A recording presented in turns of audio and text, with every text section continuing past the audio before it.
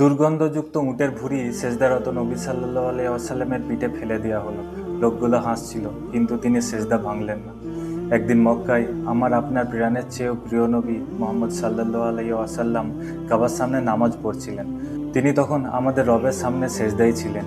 ঠিক তখন কুরাইশদের কিছু নিষ্ঠুর মানুষ তাকে অপমান করার পরিকল্পনা করলো, কারণ মক্কার কুরাইশরা তাকে সহ্য করতে পারত না। কারণ তিনি মানুষকে বলতেন, মূর্তি পূজা ছেড়ে দাও, একা আল্লাহর ইবাদত করো, অন্যায় ছেড়ে দাও। এই সত্যের দাওয়াত কুরাইশদের অহংকারে আঘাত করছিল, তাই তারা নবী সাল্লাল্লাহু আলাইহি ওয়াসাল্লামকে অপমান করার সুযোগ খুঁজত। তাদের নেতা ছিল আবু জাহল।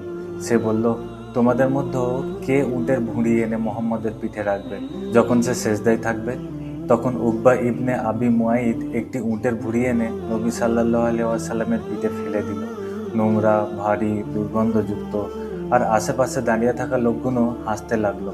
ভাবুন একবার, যে মানুষটিকে আল্লাহ সমগ্র মানবজাতির জন্য রহমত বানিয়েছেন, সেই মানুষটি মাটিতে সেজদায় পড়ে আছেন, তার পিঠে নোংরা ভুঁড়ি চাপা।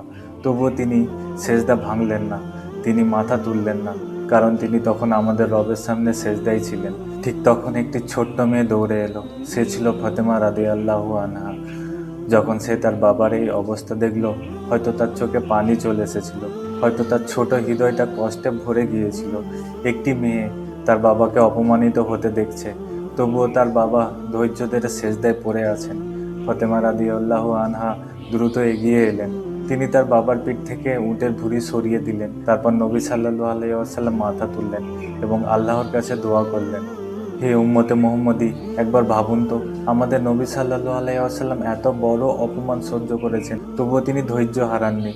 আর আজ আমরা সামান্য কথা শুনলেই রেগে যাই, সামান্য কষ্ট পেলেই ধৈর্য হারিয়ে ফেলি।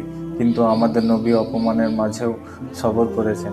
যে নবী আমাদের জন্য এত কষ্ট সহ্য করেছেন, আর যদি আমরা তাকে সত্যি ভালোবাসি, তাহলে অন্তত তার ধৈর্য, তার চরিত্র, তার সুন্নাহ আমাদের জীবনে আনার চেষ্টা করি।